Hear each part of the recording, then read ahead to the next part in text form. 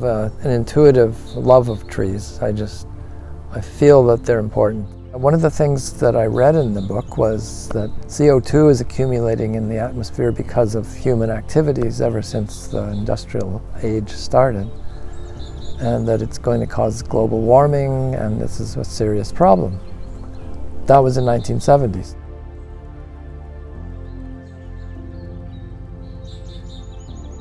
Trees have been part of our society since time immemorial. With climate change a prominent issue in our world today, why are trees continuing to disappear in our cities? I worked for 29 years for City of Richmond. I'm holding up my favorite book, Design with Nature, and here's Ian McHarg.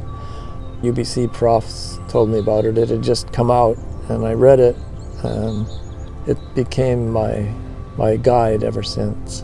I've done my best to keep trees that sequester carbon, and even in urban areas it's probably just as important as the old growth areas.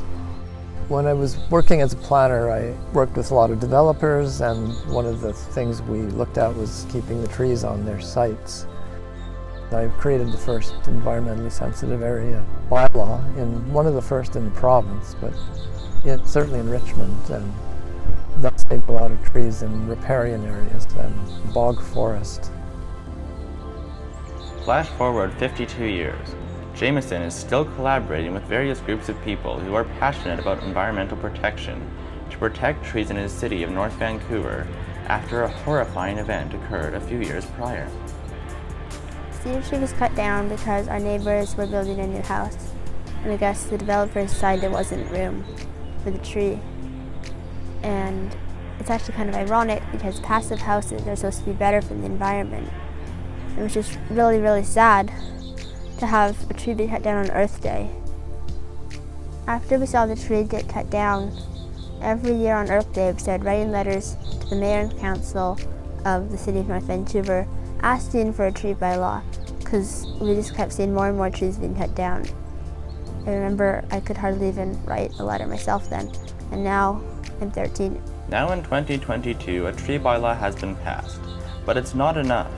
The tree bylaw in North Van is very, very good. It's a great start, but they unfortunately left out single family and duplex areas, and that's where most of the trees are in the urban area. So they need to add those into the bylaw after they do their proper consulting work. And I just want to add that the other thing that needs to be done is some urban design training for the staff, so they can learn how to fit buildings in between trees and preserve all of the trees in the setback areas, and maybe increase some of the setbacks in the process of rezoning. So drawdown is, the technical definition is the point in time when greenhouse gases stop climbing and start to steadily decline.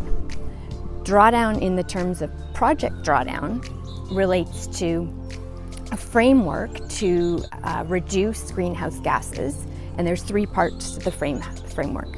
So one is to reduce the sources of emissions going into the atmosphere.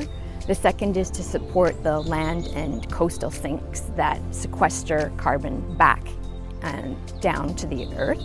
And the third is to foster equality and improve society. A lot of people really still don't know about the climate crisis and what they can do, and they feel that there's nothing they can do. So I think the reason to have it in cities is for the concrete solutions that it shares, but also for that package of creating a sense of hope and community for people that are involved in working together. So talking about trees, most of us live in cities, and we feel like we need to do something to sequester carbon, and preserving trees in your own neighborhood, in your own city, is a great way to do that. And we know that it can be done. As a planner, I've discovered that. But we also know it's very important, and if we consider ourselves part of the temperate rainforest, we can draw down carbon right here in our cities.